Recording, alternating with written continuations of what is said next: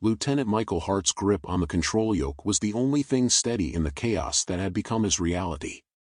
Warning alarms wailed throughout the cramped cockpit of the USS Nomad, a steadfast reminder of the dire situation at hand. Outside the reinforced glass of his viewport, the vastness of space was marred by streaks of fire as the ship's hull scraped against the atmosphere of an uncharted planet. Engine failure. Critical systems offline, the ship's AI announced, its voice unnervingly calm amidst the cacophony of sounds. Michael's heart pounded in his chest as he initiated emergency protocols, his fingers flying over the control panel, flipping switches with practiced precision. The heat shields groaned under the stress of re-entry, the temperature inside the cockpit rising steadily, beads of sweat forming on his brow. Nomad to command, do you copy? Mayday. Mayday. This is Lieutenant Hart on the USS Nomad, he shouted into the comm, his voice barely rising above the noise. The only response was static, his link to Earth severed. The planet's gravity gripped the failing spacecraft, pulling it inevitably towards its lush surface. With a glance through the viewport, Michael could see the upper reaches of a vibrant, alien forest rushing to meet him. He knew that if he didn't act fast, his first view of this world could very well be his last. The ship shuddered violently, a telltale sign that the integrity of the structure was compromised. Adrenaline surged through his veins as Michael made the split-second decision that would change his fate. He grabbed the ejection lever, hesitated for the briefest moment as he considered the unknowns of the planet below, then pulled it decisively. The force of the ejection seat launching from the doomed ship thrust him upward, away from the imminent explosion of his once capable vessel. As he rocketed away from the Nomad, Michael watched in horror and awe as it spiraled down, breaking apart, its fragments lighting up the sky like a dying star. His descent was rapid, the parachute deploying with a harsh jerk that nearly took his breath away. Below him, the planet unfolded like a giant tapestry of greens and blues, the details of the alien world becoming clearer with each passing second. The dense canopy of an alien forest approached quickly, a stark contrast to the open skies he had just plummeted through. With a bone-jarring thud, Michael's boots hit the ground. The parachute's fabric draped over the nearby trees like a silken shroud. Groaning, he disentangled himself from the harness and assessed his surroundings. He was alive, miraculously unscathed apart from a few bruises that would surely feel worse in the morning. The air was thick with the scent of strange flora, it was humid but breathable, a small mercy in his desperate situation. As the last echoes of his crashed ship faded in the distance, Michael found himself standing alone on the soil of an alien planet, his ship nothing more than a smoldering wreck on the horizon. Night was approaching fast, the light fading as the twin moons began their ascent into the sky, casting an eerie glow over the forest. He retrieved his survival pack from the parachute harness, checking its contents, first aid supplies, a multi-tool, emergency rations, and a compact tent. It wasn't much, but it was enough to get him through the first night. As darkness enveloped the forest, Michael set up a small camp under the alien stars. He couldn't help but feel the weight of his isolation as he sat alone by the campfire he had managed to start. The crackling flames provided meager comfort against the chorus of alien sounds that filled the night. Every rustle in the underbrush, every distant howl made him tense. Yet, the sky above, with its unfamiliar constellations and twin moons, held a mesmerizing beauty that offered a glimpse of solace. Tonight, he was a stranger in a strange land, but he was alive. Tomorrow, he would find water, search for a way to communicate with Earth, and perhaps begin to understand this world that fate had cast him upon. The first light of dawn painted the alien landscape in hues of gold and green, the twin moons slowly fading as the sun climbed the horizon. Michael had spent a restless night under the alien stars, his sleep punctuated by the strange cries and whispers of the foreign world around him. As he awoke, stiff and sore from his ordeal, the reality of his situation set in anew. He was stranded, potentially millions of miles from any human contact, on a planet that was nothing less than an enigma. After a sparse breakfast of emergency rations that tasted bland against the backdrop of his anxiety, Michael packed up his camp with mechanical precision. The survival training from his military days kicked in: keep moving, keep observing, stay alive. He loaded his pack, securing the multi-tool to his belt, a small but comforting weight against his thigh. As he began his trek through the dense foliage, Michael's trained eyes scanned the environment, noting the vibrant flora that seemed almost sentient in its undulations. The air was thick with the scent of something sweet and pungent, flowers perhaps, or some alien fruit hanging from the branches overhead. It was then that he stumbled upon the river, a wide, meandering body of water that flowed with crystal clarity. Kneeling at the bank, he scooped water into his hands. It was cool and refreshing, a vital resource confirmed clean by his compact purifier. Michael was about to fill his flask when he saw her, a figure standing gracefully on the opposite bank. She seemed as much a part of the landscape as the towering trees and flowing water. Her skin shimmered with an iridescent quality that reminded him of pearls, and her eyes held the depth of the river before him. She was clearly not human. Her stature was lithe, taller than any woman he had known, with elongated limbs that spoke of a grace he could only compare to dancers. Her hair, or what appeared to be hair, fell in cascading waves of silver that reflected the morning light. Hello, he called out tentatively, not wanting to startle her. The alien woman tilted her head, studying him with a serene curiosity that belied any fear. Hello, traveler, she replied, her voice a soothing melody that transcended the language barrier. Michael was taken aback by her fluency in English. You speak English? He asked in astonishment. Not just English, she responded with a gentle smile. We are attuned to many languages. It is the gift of the Zarith, to understand and be understood. Michael took a cautious step closer, still separated by the river. I'm Michael. My ship crashed. I'm not sure where here is. You are on Aara, she said, gesturing to the world around them. Our planet embraces all life without bindings. We live as part of Aara, not apart from it. He absorbed her words, trying to understand the philosophy she described. And you are? Lisa, she introduced herself. I sensed your arrival last night, a disturbance in the harmony of Aara. It is rare for us to have visitors from the stars. Her openness and calm demeanor put Michael at ease. Can you tell me more about your people? About how you live here? Lisa's smile widened. Of course. Follow the river to the east, and you will find our community. We welcome you, Michael of Earth. Come, learn our ways. Encouraged by her invitation, Michael followed the river's flow, Lisa keeping pace on the opposite bank. As they walked, she began to explain more about the Zarith and their integration with their environment. We wear no clothing, as you see, she continued, a matter-of-fact tone to her voice as if she sensed his curiosity. It is not merely a custom but a symbol of our bond with Aara. We hide nothing from each other or from nature. To us, the body is not a source of shame but of strength and beauty. As they approached the community, Michael saw structures built high among the trees, connected by swinging bridges and platforms. The architecture was a blend of natural materials and sophisticated design, seamlessly integrated into the environment without harming it. The people who moved among the trees were just as varied in appearance as Lisa, all of them unclothed, unashamed, and incredibly welcoming. His arrival caused a stir of excitement, and he was greeted with smiles and nods. Welcome, Michael of Earth, they said, each voice friendly and warm. In that moment, surrounded by the Zarith, Michael felt a profound shift in his perception. Here, on this alien world, where clothing was forbidden and nature was revered, he began to see the possibilities of a life unbound by the conventions of his old world, a life that was as free as the river that had led him here. The village of the Zarith was a marvel of organic architecture, almost invisible amongst the thick canopy. The structures were crafted from the living trees themselves, woven into shapes by what Michael could only assume was a combination of advanced technology and a deep understanding of natural growth patterns. It seemed the Zarith had mastered the art of encouraging the trees to grow into livable spaces, negating the need for cutting or harming the flora.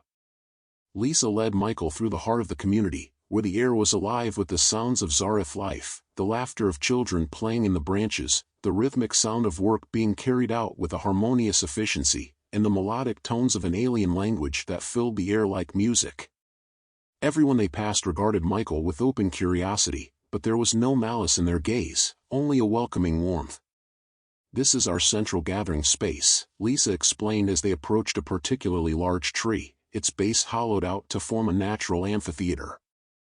"We meet here to discuss matters that affect the whole community, to celebrate, and to share knowledge." Michael watched as a group of Zarith children scampered past, their laughter universal in any language. He turned to Lisa with a smile. "Your people seem very content." "We live by the principles of balance and openness," Lisa replied. "We believe that a life integrated with our environment, and without barriers between us, fosters a deep communal trust and peace." As they continued their tour, Michael noticed small devices embedded in the trees and vines. "You mentioned technology earlier," he observed. "But I see no wires, no screens. How do you integrate your technology with nature?" Lisa touched one of the devices, which lit up softly under her hand. "Our technology is biologically based. Much of it is grown from the same genetic material as the flora around us. It responds to our needs and helps us maintain the health of our ecosystem. We live with technology, not by it." Fascinated, Michael reached out to touch the device. It pulsed lightly, a warm glow emanating from its core. "Incredible," he murmured. "Our technology also allows us to communicate with Aara itself," Lisa continued. "We can hear what the planet needs and respond accordingly. It is a symbiotic relationship, a dialogue rather than a dominance." Their walk took them to the edge of the village where the tree line met a wide, open field. Here, the full beauty of Aara was undeniable. The field stretched out under the twin suns, wildflowers nodding in the gentle breeze, and in the distance, mountains rose majestically against the sky. "It's beautiful," Michael said, his voice soft with awe. Lisa watched him with a gentle smile. "To us, beauty is not just in what we see but also in what we experience. Our connection to Aara and to each other is what makes our lives fulfilling." They sat down on a grassy knoll overlooking the field. Lisa plucked a small, blue flower and handed it to Michael. "We also practice what we call sharing the essence.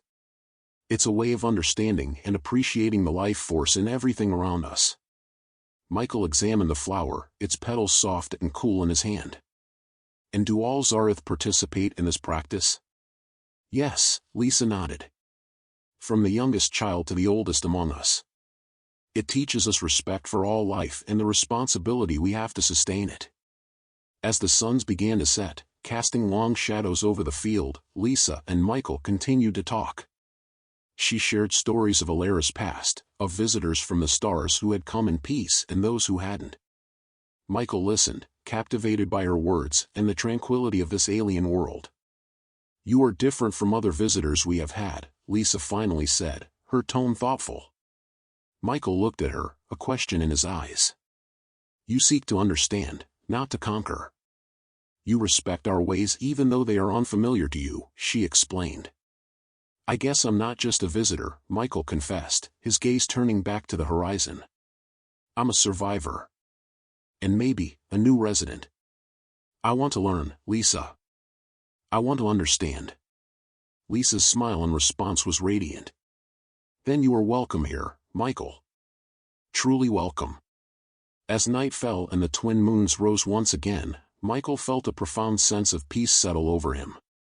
Here, on Aara, under the endless stars, he began to imagine a new life, a life not defined by boundaries and uniforms, but by connections and understanding. A life perhaps, where he could truly belong. The days that followed were a blend of enlightenment and adaptation for Michael. Each morning, he awoke to the serene sounds of Aara, the harmonious buzz of the forest seeming more like a welcoming chorus than the alien cacophony it had first appeared to be. Lisa continued to be his guide, her presence a constant reassurance as he navigated through the complexities of this new world. Their routine began with what the Zarith called the Dawn Chorus, a gathering where the community came together to greet the day. They would assemble in the central tree, where the elders would lead them in a song that seemed to resonate through the very heart of the forest.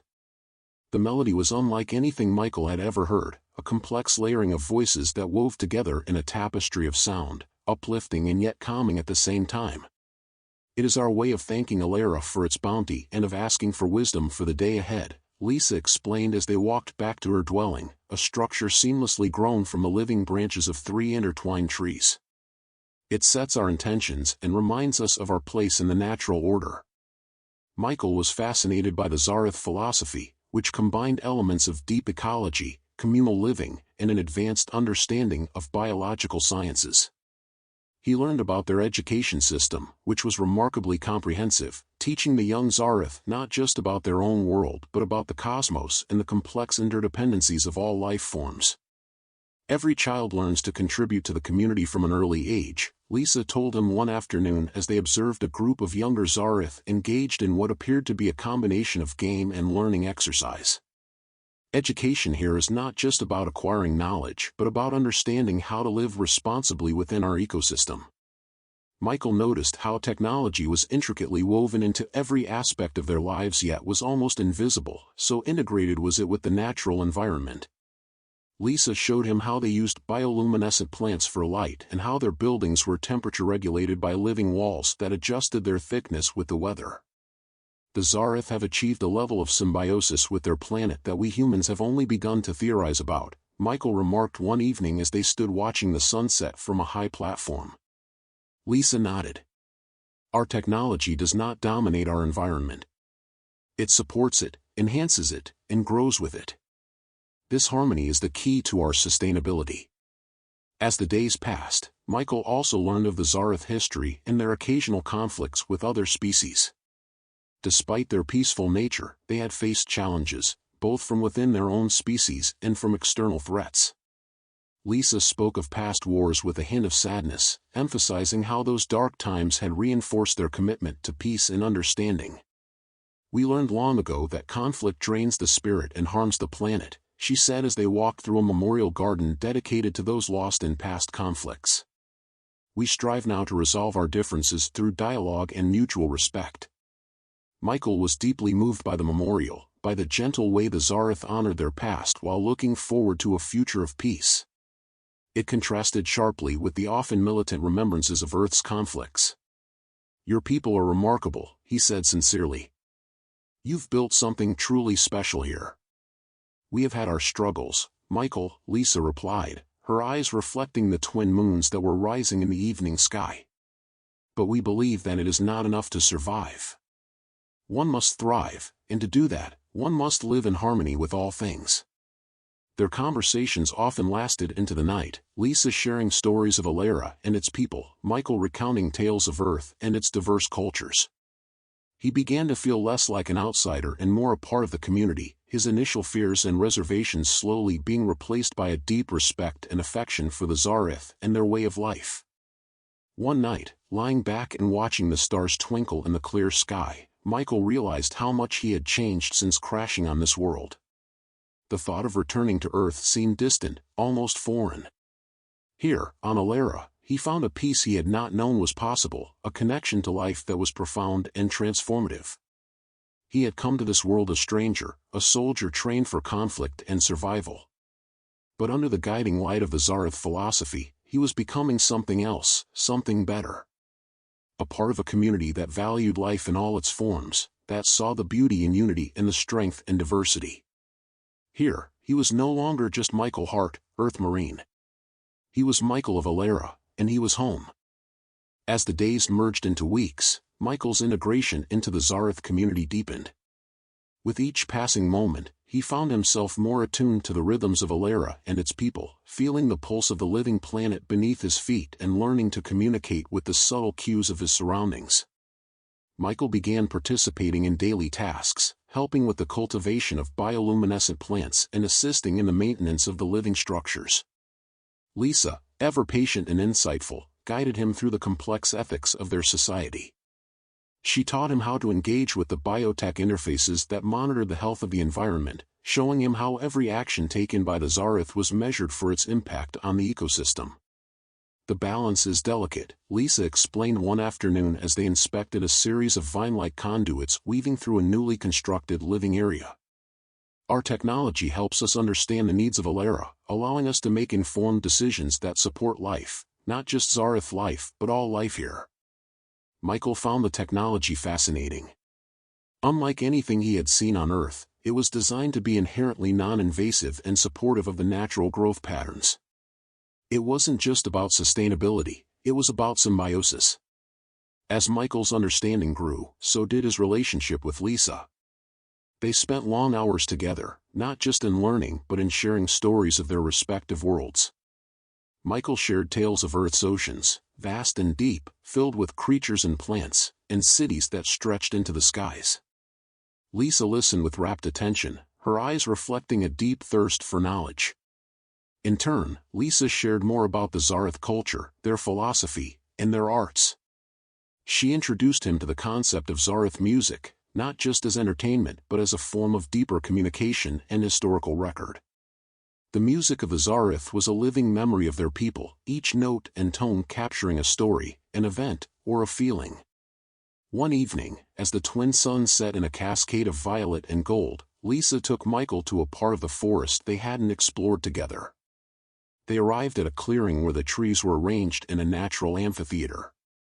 The spot was sacred, Lisa explained, a place where the Zarith celebrated their most cherished ceremonies. Here, she introduced him to the ceremony of harmonic alignment, a beautiful ritual where the Zarith attuned themselves with Aara's vibrational energy through song and dance. The community gathered, forming a circle around the center where a group of elders began the chant. Slowly, others joined, adding layers to the song, their bodies moving in a dance that was both mesmerizing and deeply spiritual. Michael felt the music resonate through his body, a vibration that seemed to sync every heartbeat in the clearing. It was an overwhelming experience, one that made him feel connected not just to the Zarith but to Aara itself. After the ceremony, as they walked back through the forest, Lisa took Michael's hand. It was a simple gesture, but it spoke volumes. Their fingers intertwined, a silent acknowledgement of the bond they had formed. Michael looked at Lisa, her features bathed in the soft light of the bioluminescent plants. "I've never felt anything like that before," he admitted, his voice low, as if afraid to break the magic of the evening. "It's the heart of our people," Lisa replied softly. "It's how we connect with each other and with Aara. You're becoming a part of that, Michael." Their walk back was quiet, comfortable.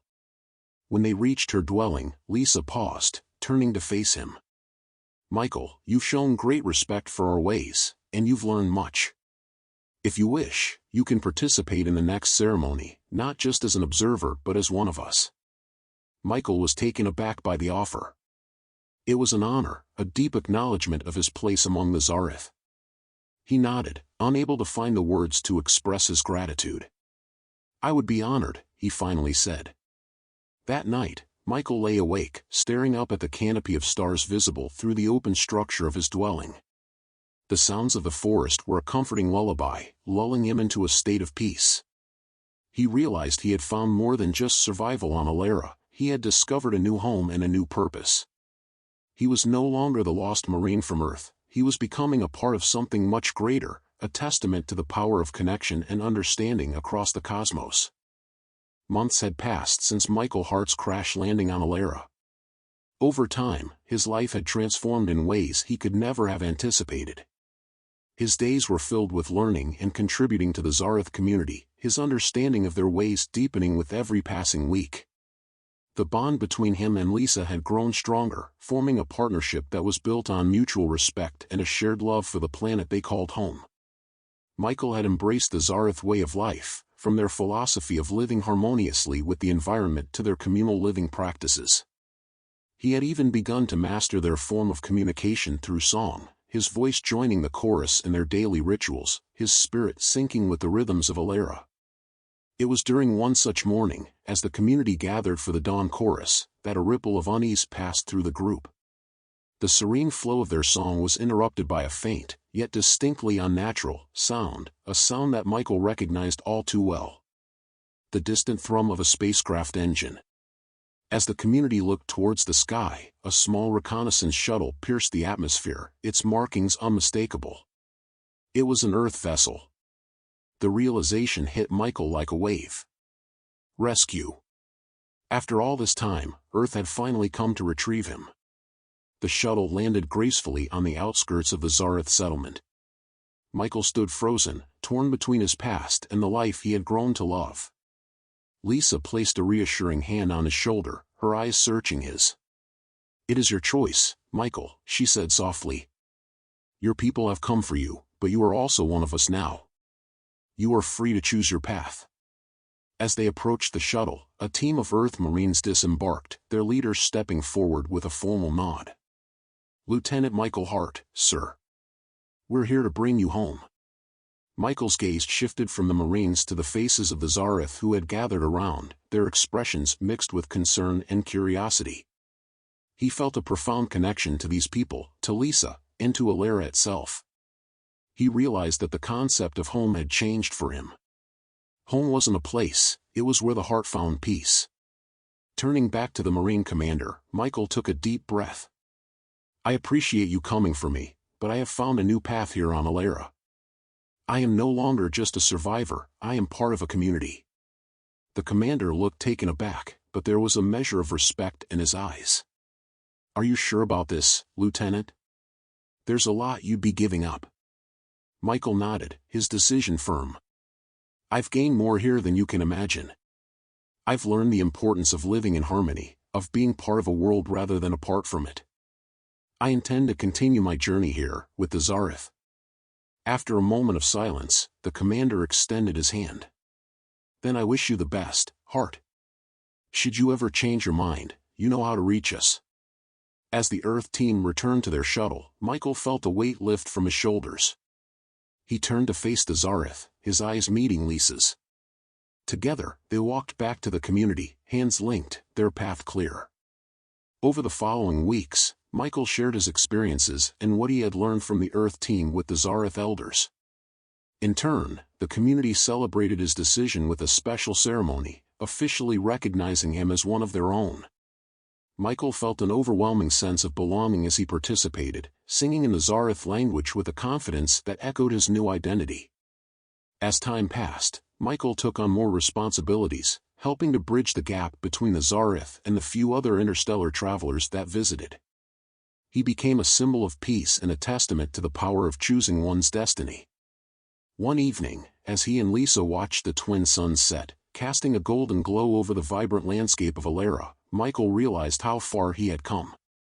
He had left behind a world of conflict and survival for a world where peace and understanding flourished. "This is home," he said to Lisa, his voice filled with contentment. "Yes, Michael," she replied, her hand squeezing his. "This is home. And it is beautiful." Under the stars of Aara, surrounded by the community he loved, Michael knew he had made the right choice. Here, on this alien world, he had found a deeper understanding of life's complexities, a new purpose, and a love that transcended the stars themselves. Here, clothing was forbidden, but connections were infinite, and his heart was finally at peace.